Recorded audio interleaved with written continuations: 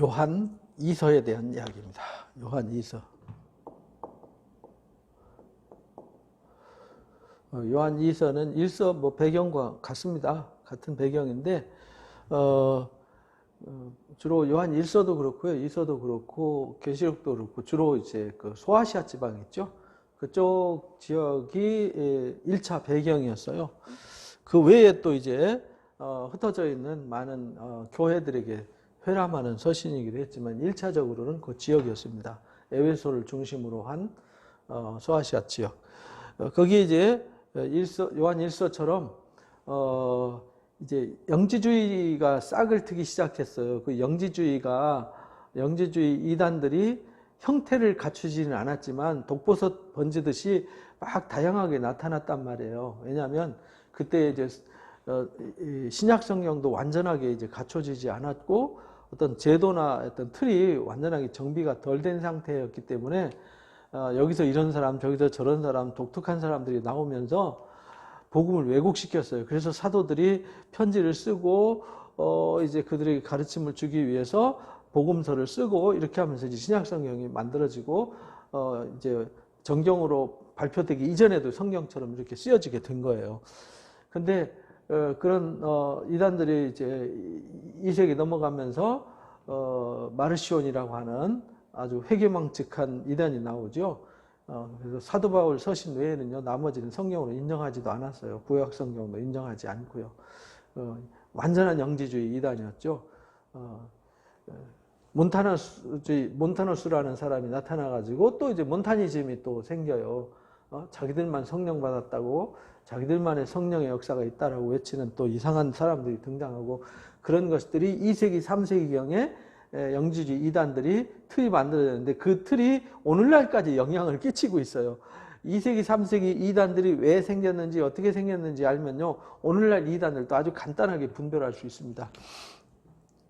그래서 역시 요한 1서가 왜 기록됐는지, 어떤 내용이 기록됐는지 이제 요한 1서 앞에 영상을 참조하시고요. 요한 2서는 같은 맥락 속에서 우리가 잘 기억해야 되는 것은 그 당시에 복음을 전하고 이제 교회들이 세워지잖아요. 교회가 이제 많이 개척이 되다 보니까 순회 전도자들이 많이 생겼어요. 순회 전도자들이 교회가 지금처럼 건물이 있어서 동네에 하나씩 저기 교회 이렇게 십자가가 세워지는 게 아니라 주로 1세기 당시에는 가정교회였어요. 가정에서 여러 사람들이 모이고 또 가정이 아니더라도 이렇게 한 장소를, 비밀 장소를 만들어 가지고 거기서 많은 숫자가 모이지 못했어요. 로마 제국에서 굉장한 핍박이 있었기 때문에 로마 제국 자체에서 많은 사람들이 모이는 이 대중 집회를 허락하지 않았어요. 왜냐하면 국가에 반란을 일으키거나 소요를 일으키는 문제 때문에 그걸 아주 제도적으로 막았기 때문에 큰 교회가 모여서 예배할 수 있는 공간이 없었고요. 모일 수도 없었어요. 그래서 가정교회 스타일이었죠. 한 가정만 모이는 게 아니라 여러 가정이 모여서 예배하고 또 어떻게 동굴이나 아니면 어디 은밀한 장소를 둬가지고 모여서 예배를 하고 이랬죠. 그때에 이제 성경을 가르치고 이 복음을 가르치는 사람들이, 순회 전도자들이 많이 일어났어요. 내가 성령 받았다 이래가지고 많이 돌아다니는 순회 전도자들이 있었는데, 이 순회 전도자들이 이단자들이 많았어요. 그 이단자들이 많이 나타나서 교회에 침투해가지고 교회를 혼란스럽게 하기 때문에 요한 1서를 쓰게 된 거예요. 근데 요한 2서에서 내용이 비슷한데 신약 성경에서 가장 짧은 성경이 요한 2서예요. 우리 또 전체 신구약 성경에서 제일 짧은 게 요한 2서입니다. 몇 절 되지도 않는데 여기 핵심 키워드가 있어요. 여기 진리를 아는 모든 자에게 편지를 하는데요.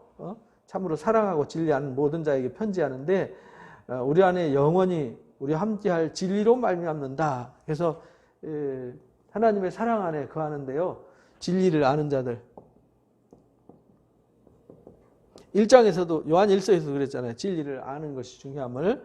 진리 아는 자들을, 하나님을 사랑하는 자들에게 편지를 썼는데 우리 안에 그와 영원히 우리 함께할 진리, 영원히. 그러니까 사도들과 또는 공동체와 함께하는데 잠깐 함께하는 것이 아니라 영원히 함께하는 사람들, 진리를 아는 사람들은 영원한 삶을 사는 겁니다. 우리는 이미 영원 세계에 들어왔어요. 예수 그리스도를 믿고 영접하는 순간 사망의 세상은 끝이 있잖아요. 심판과 저주라고 하는 사망의 자리에 끝이 있지만 우리는 사망이 아니라 영원한 생명으로 옮겨져서 지금부터 우리는 영원토록 영생하게 되는 겁니다. 예수님처럼 다시 오실 때 예수님의 영광을 목격하고 그 예수님처럼 된다고 우리가 요한일서에서 배운 대로 되는 겁니다. 그래서 영원히 거하는 자들한테 편지를 써요. 은혜와 긍휼과 평강이 있기를 이제 축복하죠. 그래서 아버지 아들 예수 그리스도로부터 진리와 사랑 가운데 우리가 함께 있으리라. 그러니까 아버지와 아들의 사랑, 진리와 사랑 가운데서, 그러니까 이걸 진리를 아는 자, 진리와 사랑 가운데 함께 있으리라. 근데 이제 장로 요한이 이 편지를 받는 사람들한테 소식을 듣기를 진리대로 하나님의 계명대로 서로 사랑하면서 산다는 소식을 들어요. 그러니까 정말 기쁘다. 너희가 부녀여 내가 이제 너희한테 구한다. 서로 사랑하자. 이런 새 계명이 쓰는 게 아니라 처음부터 우리가 가진 거고 아는 거 아니냐. 사랑은 이거다. 그의 계명을 따라 행하는 거다. 사랑은 계명을 지키는 거다. 이 진리의 사랑인데 계명을 지키는 자, 그게 하나님을 사랑하는 자다. 그러니까 요한일서도 요한복음에도 똑같이 요한복음 14장에도 내 말을 지키는 자가 나를 사랑하는 자다 그랬잖아요. 14장에서. 그러니까 요한일서에서도 2장에 하나님을 아노라 하면서 지키지 않는 자는 거짓말하는 자다. 하나님을 안다고 하는 자들은 하나님의 계명을 지키는 자다. 이렇게 가르쳐줬어요. 하나님의 계명을 지키는 자들은 사망에서 생명으로 옮겨졌다. 이렇게 우리가 요한일서에서 배웠잖아요. 여기도 똑같아요. 진리와 사랑으로 우리가 함께하는데 너희가 계명을 지켜서 하나님 사랑 안에 거하자. 이렇게 요청을 해요. 우리가 처음부터 들은 건데 미혹하는 자가 세상에 많이 나왔다. 근데 이렇게 살아야 되는데 이게 진리를 아는 자고 진리 아는 자는 영원히 하나님의 사랑으로 살아요. 하나님의 사랑으로. 그래서 하나님의 사랑으로 산다는 말은 하나님의 계명을 지키는 자예요. 하나님의 계명을 지켜서 서로 사랑하면서 영원히 사랑해요. 이렇게 살아야 돼요. 이것이 하나님의 사랑인데 미혹하는 자가 나타났어요. 미혹하는 자들은 어떤 자들이냐면 이 사랑을 부정하는 자들이에요. 근데 그 사랑이 어떤 사랑이냐면 요한일서에서 2장 4장에서 말했잖아요. 예수님이 육체로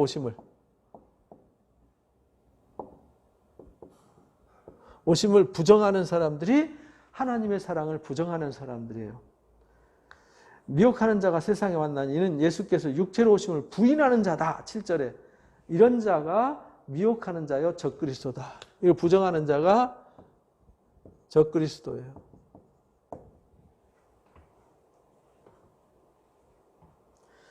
이가 미혹하는 자예요. 그러니까 우리가 깨달아야 되는 것이 무엇인지 잘 알겠죠?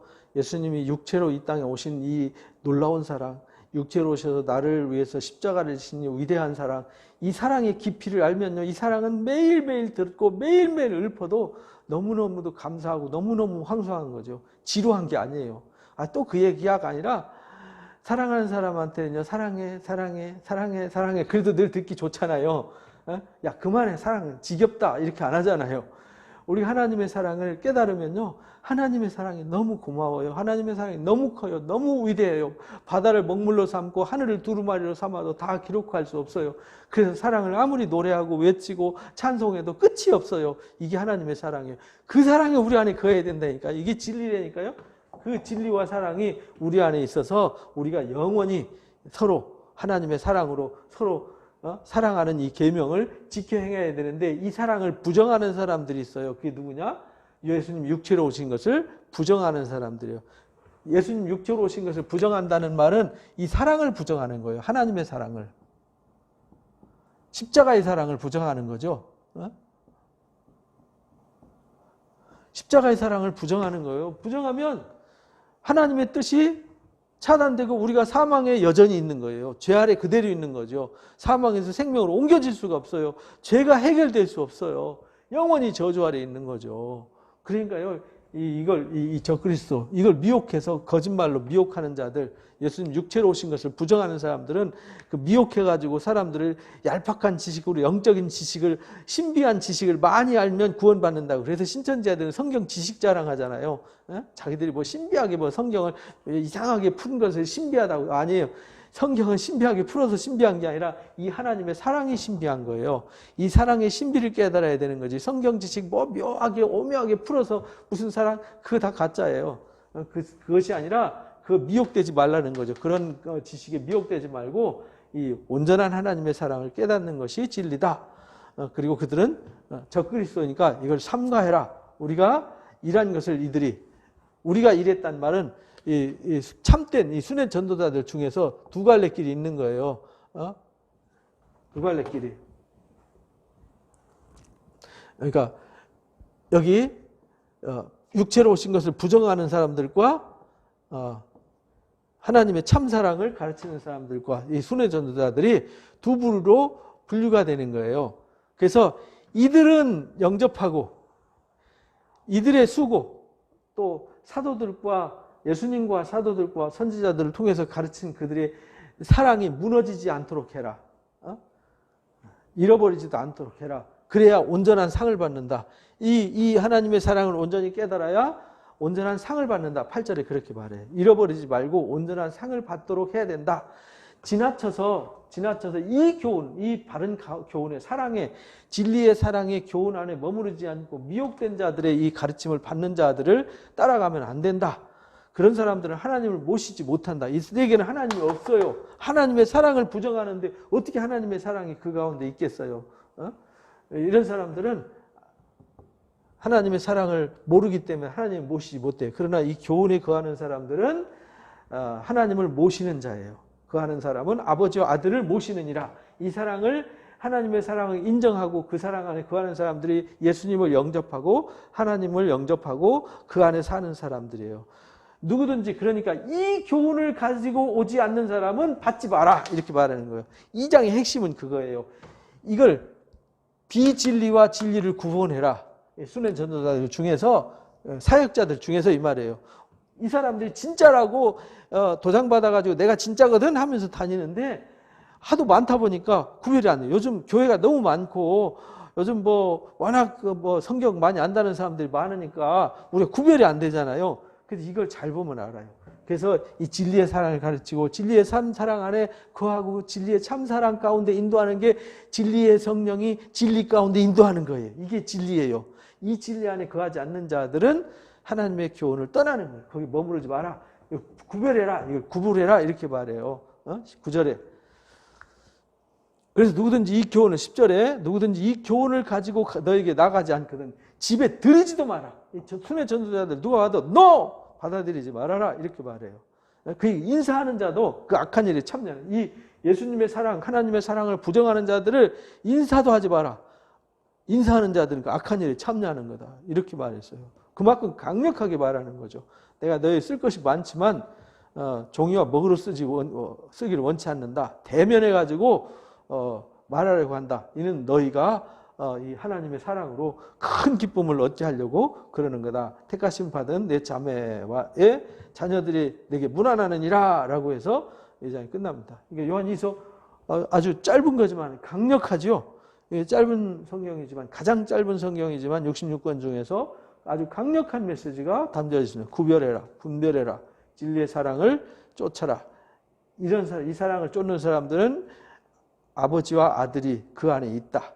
그도 아버지와 아들 안에 있는 것이다. 라는 이 진리의 사랑을 온전히 깨달으시기를. 그래서 그 진리를 가르치는 사람들을 영접하고 진리를 대적하는 자들은 절대 가까이 하지 마라.